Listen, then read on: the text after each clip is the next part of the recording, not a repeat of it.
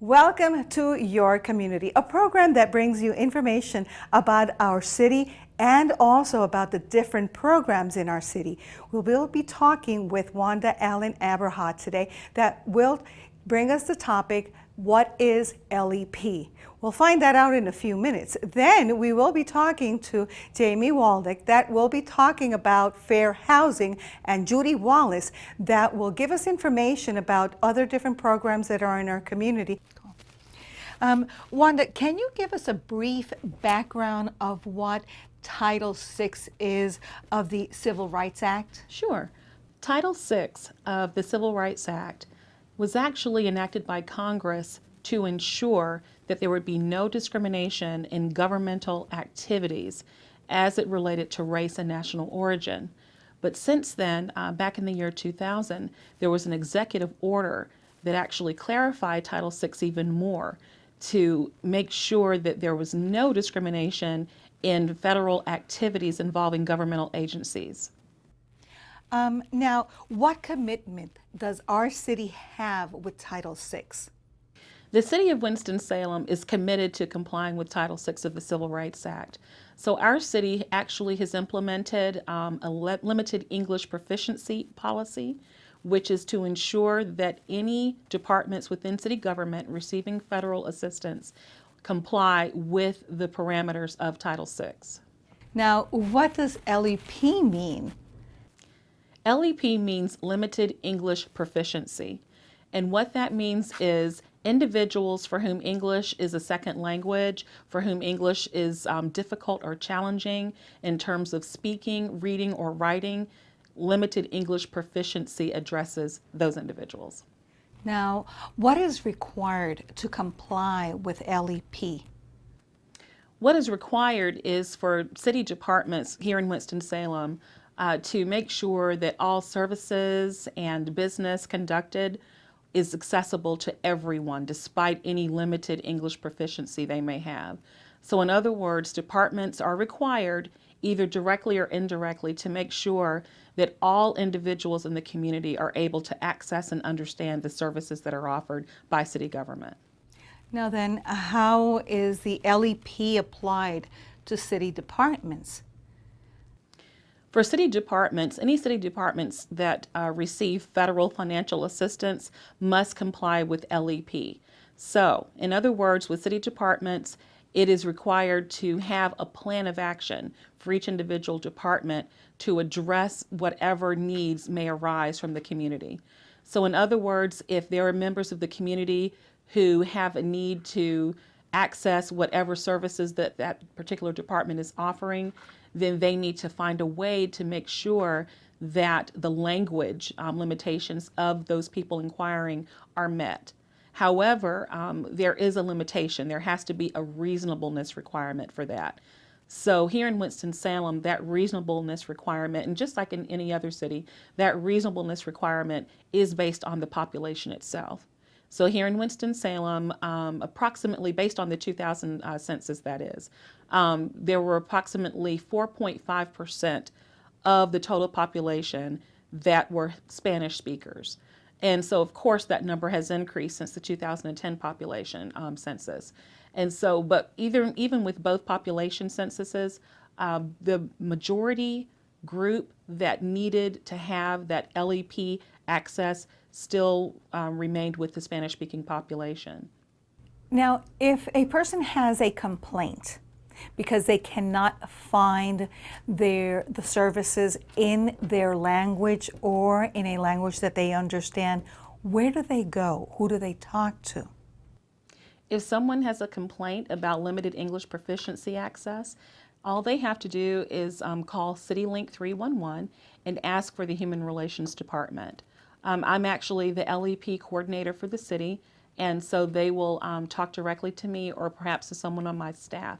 And there is an LEP grievance process in place as a part of the city's policy. We are required to have that process per federal law. And so we will go through the process of taking the complaint and doing an investigation and trying to resolve whatever the issues may be. So they would just simply need to contact the Human Relations Department through CityLink 311. Okay. What city departments okay, are affected by the LEP policy. Will it only be for those departments that have critical services, or is it all departments? All city departments must be in compliance with limited English proficiency requirements. And so all city departments, either directly or indirectly, are affected, and particularly those departments that receive federal funding. What are the city departments expected to do? City departments are expected to provide reasonable access, reasonable, meaningful access to services. So in other words, some city departments may have different brochures or information in various languages, particularly in Spanish, as we've discussed already. Some may have a way of having their information translated into different languages on the website. Some departments may even have people on staff who are bilingual.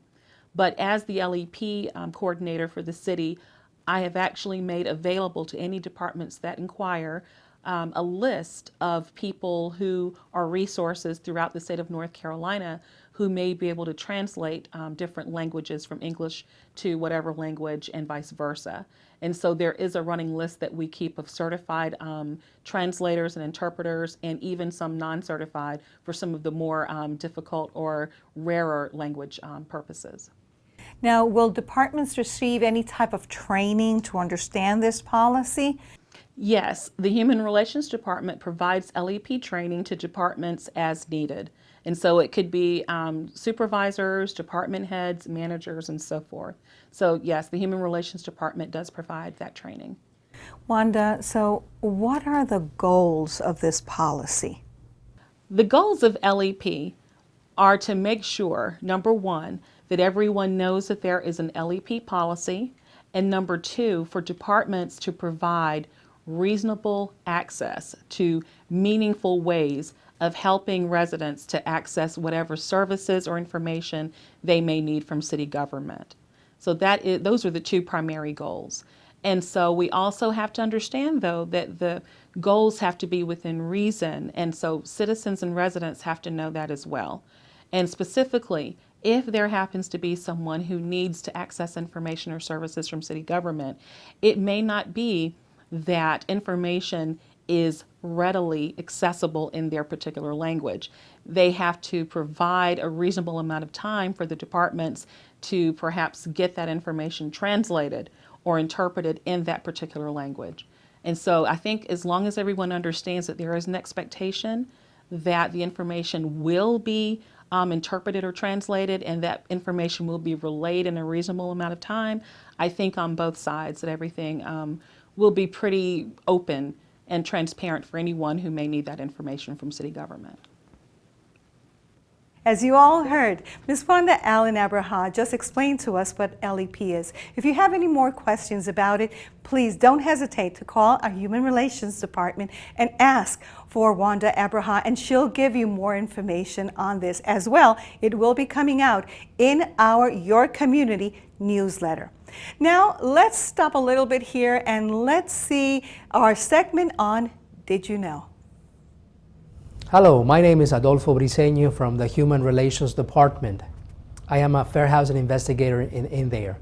Did you know that the only way you can withhold rent from your landlord is through a judicial determination of a right to do so? This means that you cannot withhold rent regardless the conditions of the house. A very common misconception that we deal with on an everyday basis here at the Human Relations Department is that some tenants believe that they can withhold rent from their landlords if the repairs are not made. And this is incorrect. We have to tell them time and again what I just told you. You need a judge, a magistrate to side with you and let you know that you can withhold rent from your landlord.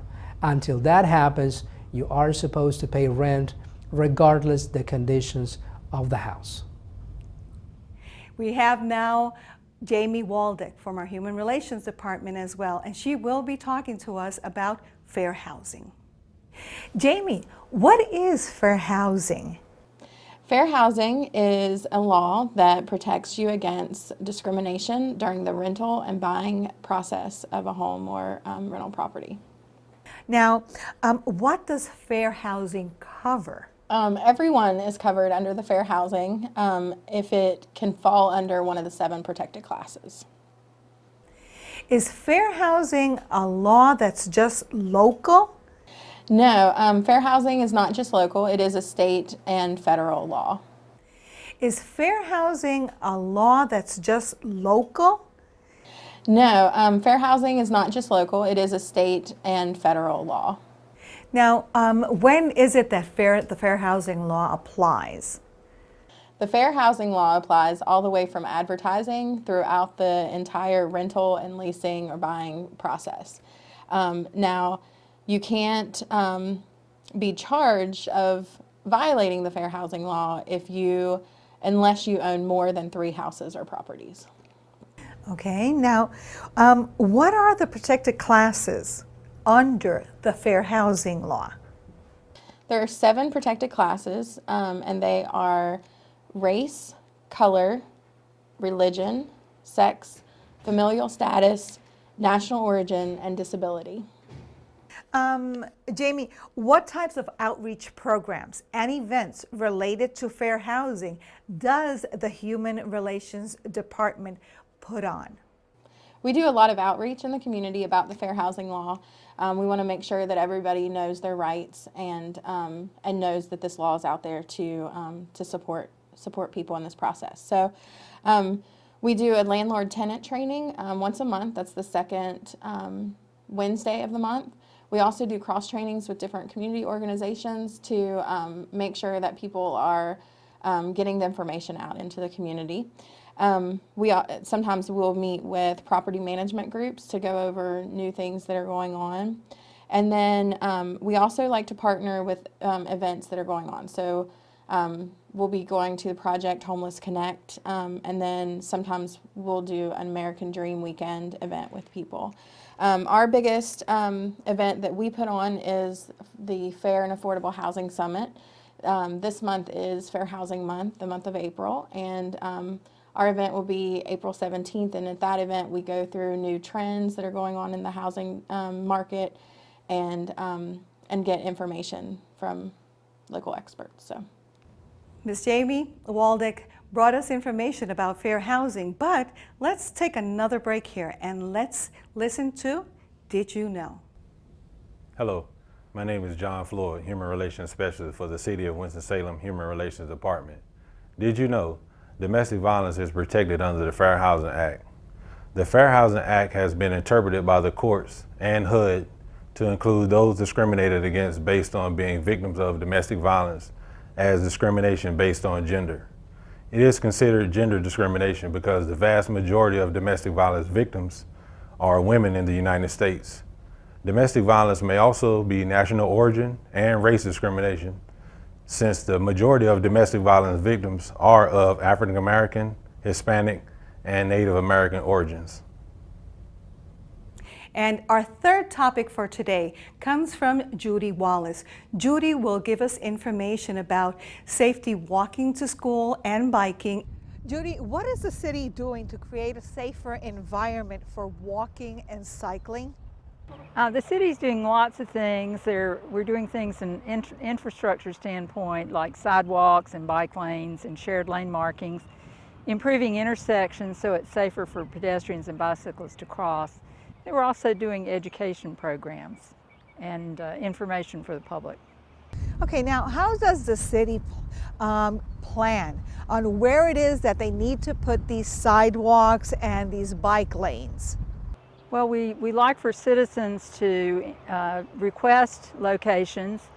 Then the city needs to look at the traffic patterns, and also we use crash data to find out which locations are more dangerous, and we try to focus attention on that. There's a rating system that the city uses to determine priority for projects, and that's how we schedule which ones are done when. Now, how can residents, or where can residents go to learn the rules about walking safely and biking safely? Well, the best place is to go to Channel 13, the city's channel on TV, and there are public service announcements that are shown regularly about biking and walking safely. There's also information on the city's website under active transportation. There are bilingual flyers in English and Spanish, as well as other information that residents can print out. Are there special programs for children?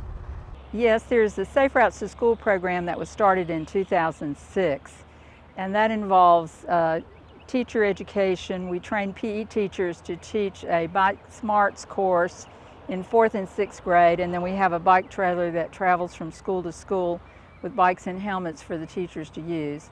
We also provide educational materials about walking safely that we encourage teachers to use.